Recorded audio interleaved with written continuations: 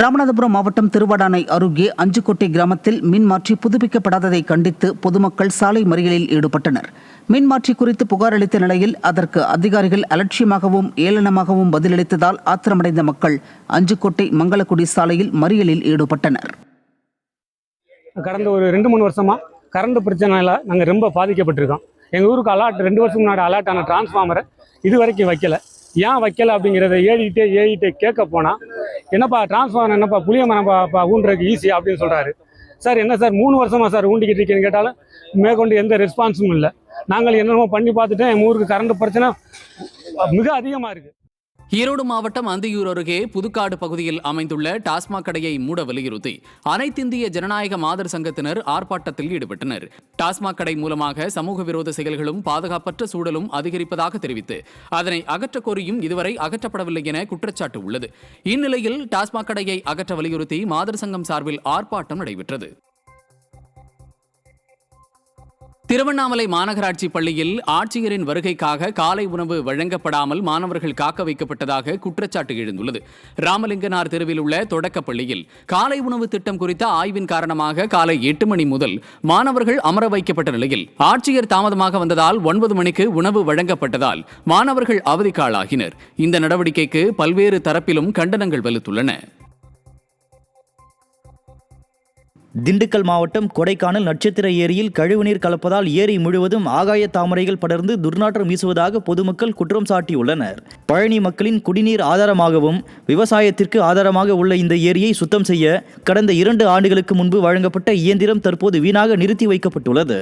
நட்சத்திர ஏரியை பாதுகாக்க பலமுறை நகராட்சி நிர்வாகத்திடம் கூறியும் எந்த பயனும் இல்லை என குற்றம் சாட்டும் பொதுமக்கள் தமிழக அரசு இதனை கவனத்தில் கொண்டு நடவடிக்கை மேற்கொள்ள கோரிக்கை விடுத்துள்ளனர். அநேகமாக அந்த கழிவு நீரெல்லாம் ஏரிக்குள்ளே தான் கலக்கும் போல இருக்குது. அதனால் ஏரியில் சுற்றுலா பயணிகள் படகுல போகும்போது பயங்கரமான துர்நாற்றம் வீசுது, ஆகாய தாமரைகள் ஃபுல்லாக போயிடுச்சு, அதனால் போட்டிங் போக முடியலன்னு ஒரு குற்றச்சாட்டோடு தான் வெளியே வராங்க. வெளியே வரும்போது மூக்கை பிடிச்சிட்டே வர அளவுக்கு ரொம்ப துர்நாற்றம் வீசுது அப்படின்னு சுற்றுலா பயணிகள் குறை சொல்கிறாங்க.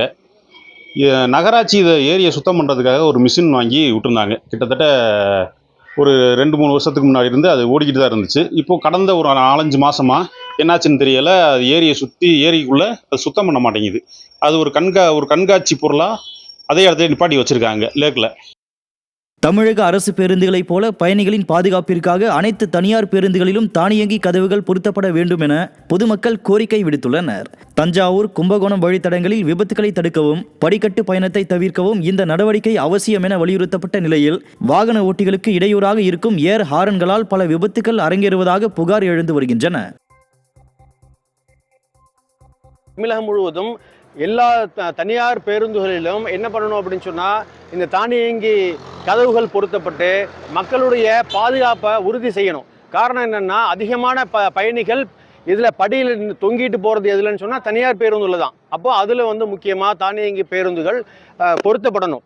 அரசு பேருந்துகளாகட்டும் தனியார் பேருந்துகளாகட்டும் அவங்களையும் நிறுத்தி அவங்க டாக்குமெண்ட் கரெக்டாக வச்சுருக்கிறாங்களா, இல்லை அவங்க யூனிஃபார்ம் போட்டிருக்காங்களா, இல்லை போதை இல்லாமல் அவங்க வாகனங்கள் ஓட்டிட்டு வர்றாங்களா அப்படின்றதெல்லாம் சோதனை செய்ய வேண்டியது ஆர்டிஓவுடைய கடமை. பயந்துடுறாங்க அப்படின்றதுனால ஏர் ஹார்ன் பொருத்தக்கூடாது அப்படின்ற சட்டமே இருக்குது. அந்த சட்டத்தை அமுல்படுத்த சொல்லி ஆர்டிஓ கிட்ட பல முறை நம்ம மனு கொடுத்தோம். இது வரைக்கும் ஆர்டிஓ எந்த நடவடிக்கையும் எடுக்கல. ஆர்டிஓ அங்கே வேலை செய்கிறாரா என்ன அப்படின்றதும் தெரியல நமக்கு. திருவண்ணாமலை மாவட்டம் வந்தவாசியில் வீட்டுமனை பட்டா வழங்க கோரி வட்டாட்சியர் அலுவலகத்தை முற்றுகையிட்ட சிறுபான்மை மக்கள் நலக்குழுவினர் தர்ணாவில் ஈடுபட்டனர். பிரதூர், மலையிட்டான் குப்பம் உள்ளிட்ட பகுதிகளில் வசித்து வரும் சிறுபான்மை மக்கள் இலவச வீட்டுமனை பட்டா வழங்க கோரி 7 மாதங்களுக்கு முன் மனு அளித்த எந்த நடவடிக்கையும் இல்லை என குற்றம் சாட்டப்பட்டுள்ளது. இதனை கண்டித்து ஊர்வலமாக வந்த சிறுபான்மை மக்கள் நலக்குழுவினர் வட்டாட்சியர் அலுவலகத்தில் தர்ணாவில் ஈடுபட்டனர். சிறுபான்மை வீடற்றவர்கள் இல்லாதவர்கள் மாவட்ட ஆட்சியரிடம் 7 மாதத்துக்கு முன்பு மனு அளித்து அந்த மனுக்கள் எல்லா தாலுகா வட்டாட்சியர் அலுவலகத்தில் கொடுக்கப்பட்ட மனுக்கள் பார்த்தீங்கன்னா 890 மனுக்கள் அந்தந்த தாலுகாவுக்கு அனுப்பப்பட்டது. அதே போல வந்தவாசி வட்டாட்சியர் அலுவலகத்துக்கு 100 மனுக்கள் அனுப்பப்பட்டது. 7 மாதங்கள் ஆகியும் இந்த மனுக்கள் மீது விசாரணையோ அது எதுவுமே நடத்தாமல் இந்த வந்தவாசி வட்டாட்சியர் அலுவலகத்தில் அந்த மனுவே காணவில்லை. இது வரைக்கும் கேட்டா மனுவை தேடின்னு இருக்காங்க. வட்டாட்சியர் அலுவலகத்துல ரொம்ப ரொம்ப ரொம்ப நத்தன போக்காக இருக்காங்க. தருமபுரி நகராட்சியில் தூய்மை பணியாளர்களின் தினக்கூலியை முறையாக வழங்காமல் ஏமாற்றி வரும் தனியார் ஒப்பந்ததாரர் மற்றும் நகராட்சி நிர்வாகத்தை கண்டித்து நகராட்சி அலுவலகம் முன்பு 100க்கும் மேற்பட்டோர் கண்டன ஆர்ப்பாட்டத்தில் ஈடுபட்டனர். நிர்ணயிக்கப்பட்ட 745 ரூபாய் கூலிக்கு மாறாக கடந்த 13 மாதங்களாக 410 ரூபாய் மட்டுமே வழங்கப்பட்டு சுமார் 1,70,00,000 ரூபாய் வரை முறைகேடு செய்யப்பட்டுள்ளதாக ஊரக வளர்ச்சி மற்றும் உள்ளாட்சித்துறை ஊழியர்கள் சங்கம் குற்றம் சாட்டியுள்ளது. இந்த முறைகேடு குறித்து நடவடிக்கை எடுக்காவிட்டால் ஜூன் 16 முதல் தொடர் போராட்டங்களில் ஈடுபட போவதாகவும் தூய்மை பணியாளர்கள் எச்சரித்துள்ளனர்.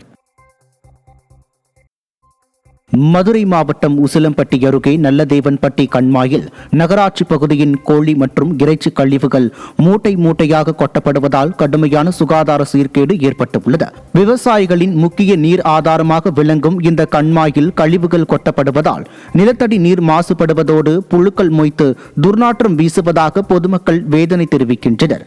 இதனால் வாகன ஓட்டிகளும் விவசாயிகளும் கடும் அவதிக்குள்ளாகி வரும் நிலையில் மாவட்ட நிர்வாகம் தலையிட்டு உடனடியாக நடவடிக்கை எடுக்க வேண்டும் என கோரிக்கை எழுந்துள்ளது. திருப்பூர் மாவட்டம் தாராபுரத்தில் பொதுமக்கள் வசிக்கும் குடியிருப்பு பகுதியில் மின்மாற்றி அமைக்க எதிர்ப்பு தெரிவித்து பூக்கடை கார்னர் பகுதியில் திடீர் சாலை மறியல் போராட்டம் நடைபெற்றது. வைரவன் கோவில் தெருவில் வாய்க்கால் பணிக்காக அகற்றப்பட்ட மின்மாற்றியை பள்ளிகள் மற்றும் கோயில்கள் நிறைந்த வளைவு சாலையில் அமைக்க மின்வாரியத்தினர் முயற்சித்ததாக குற்றச்சாட்டு எழுந்துள்ளது. இதனை கண்டித்து அப்பகுதியினர் சாலை மறியல் போராட்டம் நடத்தியதால் முக்கிய வழித்தடங்களில் போக்குவரத்து தற்காலிகமாக பாதிக்கப்பட்டது.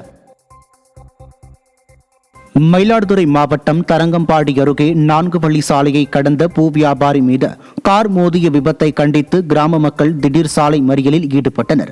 விழுப்புரம் நாகப்பட்டினம் இடையே சாலை பணிகள் முழுமையடையாத நிலையில் சாலையில் தடுப்புகள் இல்லாததால் தொடர் விபத்துக்கள் ஏற்படுவதாக மக்கள் குற்றம் சாட்டுகின்றனர். இதே பாணியில் கார் மோதிய விபத்தில் படுகாயமடைந்த பூ வியாபாரி பழனிவேல் மருத்துவமனையில் அனுமதிக்கப்பட்டுள்ள நிலையில் அப்பகுதியில் சுரங்கப்பாதை அமைக்க கோரி பொதுமக்கள் சிதம்பரம் நாகப்பட்டினம் தேசிய நெடுஞ்சாலையில் சாலை மறியல் போராட்டம் நடத்தினர். இதனால் அங்கு சிறிது நேரம் போக்குவரத்து பாதிக்கப்பட்டது.